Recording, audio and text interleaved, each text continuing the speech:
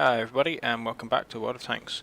Now today I'm going to be doing about a tank which is actually the reason I got into this game in the first place, and that is the Centurion. Now the Centurion is possibly my favourite historical tank. The reason for this is because it was basically the very first of the modern main battle tanks. So before this point in history, the Centurion kind of was put into production about 1945, right at the end of the Second World War. Slightly too late to actually fight in it. Before this, you had heavy tanks, you had medium tanks, you had light tanks. British had the infantry tank and the cruiser tank and blah blah blah blah. The Centurion was designed mainly to incorporate the advantages of both vehicles. So it was meant to be as heavily armoured as an infantry tank and as mobile as a cruiser tank. The concept was dubbed the universal tank. So it ended up weighing about 40 odd tons. As you can see here, it's about 42, this particular one, which is not that much less than a Tiger tank. And then the other motivation for the British was finally having a decent tank that they could put the 17-pounder on, because Britain was cursed with the situation where you had a very, very good anti-tank gun, which was the 17-pounder, but no big enough tank chassis to put it on. So they had a few various attempts. The Sherman Firefly in World War II was the most successful. That was a modification of the Sherman tank that had the 17-pounder mounted. They had the Challenger, which if I go to the check tree, I think is on here somewhere. Charlie, where's the Charlie? It's there. So let's preview the Challenger, which was effectively a Cromwell chassis with an enormous turret on it in order to fit the gun on, because the gun was huge. That didn't really work very well because this turret was a very big target and not very well armoured, as you can see here. And their other attempt, which was more of an interim design, was the Comet, which we shall see here as a precursor to the Centurion in the tech tree. So the Comet, what happened with the Comet was they basically modified the Cromwell chassis, and they modified the gun. So what they did with the gun was they actually changed the ammunition, which allowed them to make the gun smaller, and they could then fit it on, which is what this tank was. That gun was called the 77mm because even though the caliber was technically 76mm, they already had the 76mm anti-tank gun from the Americans, and they couldn't call it the 17-pounder even though it fired 17-pounder ammunition, because they already had a different gun called the 17-pounder. So to avoid confusing everybody, they just called it the 77mm and left it at that. So how does this affect us? Well, we go on to the Centurion, and in gameplay terms, I've got it here in its stock configuration, more or less. We have the bottom gun, the bottom turret, the bottom engine, all this kind of stuff. It is basically a crap Comet when you first get it. That's effectively how it works. All the British medium tanks are like this when they're stock.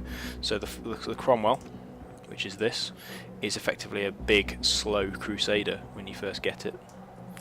Put the piddly little 6-pounder gun on. Look at that, it's tiny. Let's go back up to the Vickers high velocity, there we go. And then you move on from the Centurion to the Comet. The Comet is basically a big, slow Cromwell. Not Centurion, maybe on from the Cromwell to the Comet. The Comet is basically a big, slow Cromwell. Put the Cromwell turret on. There we go. It basically just looks like a Cromwell again. But then when it's upgraded, it's really good. And the Centurion is the same way. It's bigger, it's slower, it's got slightly better armour, but the armour is really nothing to write home about. And the gun, when you first get it, this is in its top configuration now, more or less, I think. No, it isn't, it's got the 17, no, it's fine, yeah, it's got the 77mm on it, blah blah blah blah blah, I'm confusing myself now. It's got the same gun as the Comet, but the problem is it's a whole tier higher. So these firepower stats here, if we show you the gun, notice what I said about the caliber. 148 armour penetration with normal shells.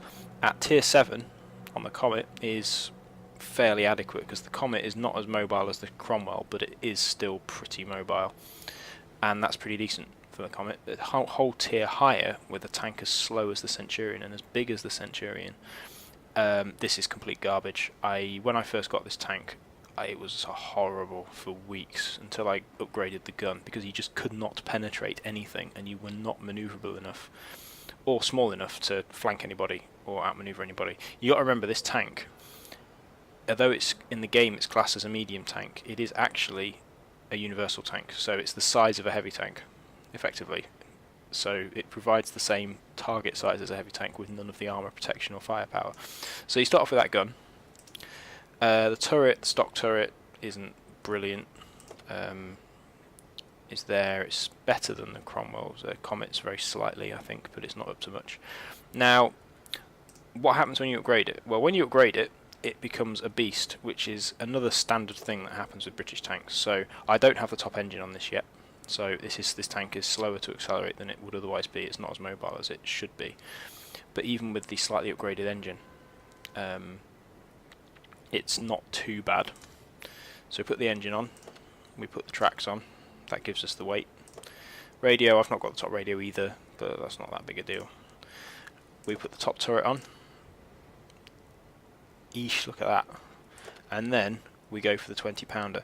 Now the 17-pounder, it depends how much of a masochist you are. If you don't mind having horrible games for ages, you can skip the 17-pounder and go straight to the 20-pounder. I didn't skip the 17-pounder, I got both. The 17-pounder, its main advantage over the 77mm is in the armor penetration. You get an extra 30-odd millimeters, which is very, very useful. You can actually start penetrating armor and doing damage with this gun. Not very much damage, admittedly. It's still only 150 damage per shot, but it's better than nothing. And the rate of fire, when it's fully upgraded, I had the rate of fire at less than 4 seconds, less than 4 second reload. So that's very good. When you get to the 20-pounder, your rate of fire goes off a cliff, but now you've got really good armor penetration and really good damage. So the 20-pounder is what you want to get. So we put the 20-pounder on. If I just go to the research tree, you'll see what I mean, because the 17-pounder is on a completely different tree. So if you don't mind taking ages, then you can get this one, and that makes the game somewhat more bearable until you can get up this way. But you can skip that, but it's about an extra, which saves you 15,000 XP, which means you can get this turret instead of that, and then you can get the gun much more quickly. But it depends how much you're willing to suffer. If you're not willing to suffer, I'd recommend getting the 17-pounder as soon as you can. That at least makes the games somewhat bearable, and then you can get up these. The Centurion is garbage until it's upgraded. Once it's upgraded, it's awesome, and I'm about to go through exactly why it's really good. Now, why is this tank good? Well, when it's fully upgraded, the hull is still crap. We've got 76mm of armor on the front. It's very nicely sloped, but even sloped, it's not going to be blocking anything. 50 at the side, 38 at the rear. This is just horrible. Now, what sets this tank apart is this. The upgraded turret gives you 152mm of frontal turret armor, and a very nicely sloped bit there, which means that the front of this turret is absolutely trollish. It's like the Comet on steroids. If I switch back to the Comet, this turret front, the same way, is really, really tough. Now we combine that with a 10 degrees of gun depression, not quite as good as the Comet is 12, which means that this tank is really, really, really good at holding ridgelines and holding hilltops. So, like with a lot of the British tanks, you have to know how to play it. It's not a Soviet tank where you can just drive around and do pretty much whatever you like. The British tanks are difficult to play, and you have to play them correctly in order to get the most out of them. And I'm not exactly an expert, so don't take anything I do in games as being a really good idea. But the basic idea is, if the only thing you want the enemy to be seeing is this region just here, ideally there would be a hilltop there. So your hull is hidden from view, and you can just poke your gun over, use your awesome gun depression to aim the gun down, and shoot everybody. The gun penetration is enough that aside from heavy tanks at the front, you're probably going to be able to penetrate most people. The power to weight ratio is very good, about 14 horsepower per ton. The top speed isn't high, though that is about to get buffed, I hear, in the next upgrade. But it's not a racing tank, you're not going to go very quickly, but the idea is it maintains its speed up and down hills. So this is a hill fighting machine. That's effectively what it's designed for. So that's pretty much everything there is to say about it, really. The mobility isn't amazing, apart from going uphill. Concealment, I've not really got great concealment. The view range isn't bad. 400 could be worse.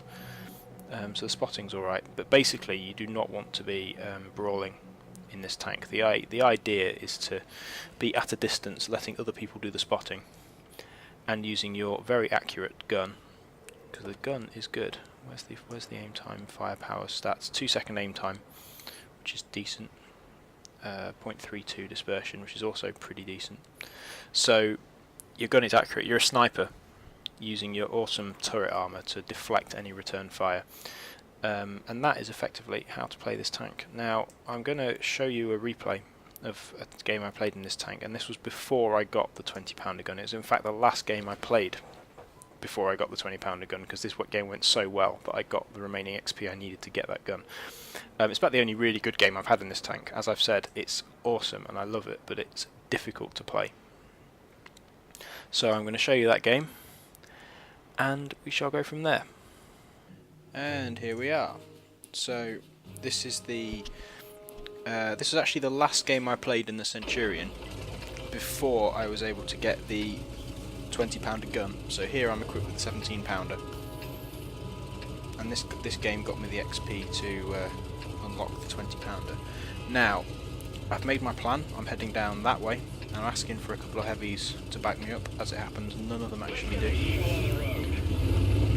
But let's see what happens. So we head down here.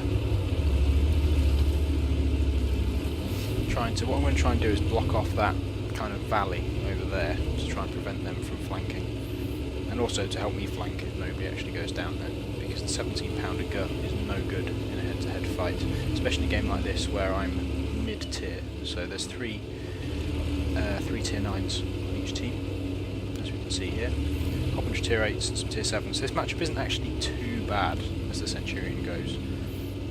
I've been in games where half the enemy team were tier 10, and that was absolutely hideous. But this one isn't too bad. I've got an artillery backing me up, and I've got, I think, some T30. I've got some of the tanks are going to come down here at some point as well. T71, first shot in. See, we're getting the shot, and he manages to go in front of the T30. I don't know what he's doing. I think he just got tracked. Let's have a look. Yeah, put another shot into him. Put another shot into him. I will say this for the 17-pounder, whatever else is wrong with it, this reload is awesome. AMX-12T tries to ambush me. He's trying to circle strafe. Unfortunately, my turret traverse is good enough. Somebody else takes him out, so that's 2 attempts to get past so far that we foiled. If those 2 had got through, that would have been difficult. Now there's an IS up here. An IS is a tier 7 heavy. He's not got much health left.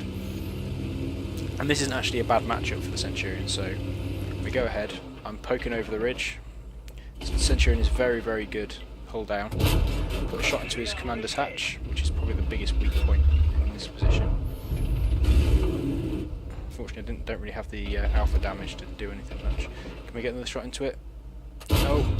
He bounces a shot off the front of my turret. As I said, the Centurion has a very good turret front, and the IS has a very nasty gun. Now he's pulling back, he's not that stupid, he's probably seen the T30 behind me as well. So now we head round, see if we can do any better by following up. Now he's still there. I was expecting him to run away by this point, but now it looks like he's got an ISU 152. He did have an ISU 152 back there as well. So let's see what happens now. T30's on his way. He's actually a tank destroyer, though he looks like a tank. I'm going to wait for I'm waiting for the IS to fire, because the IS has quite a long reload. So once he's fired, I can pull forward and shoot him and pull back, hopefully before he can reload. There we go. So now we pull forward, get a shot on his hatch. That bounces. Eesh.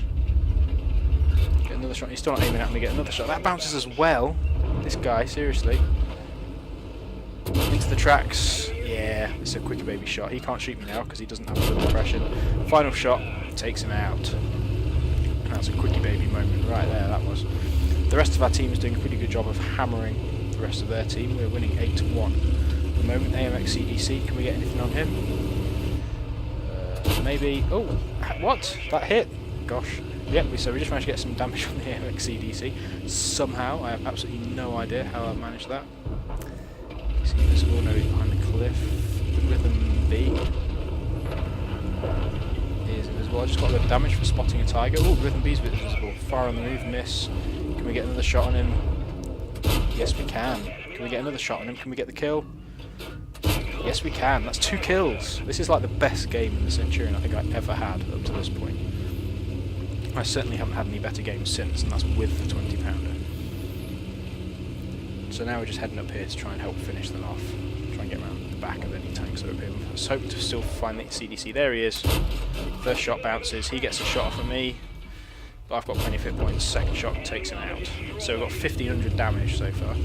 And that's the end of the game. So, thank you very much for watching.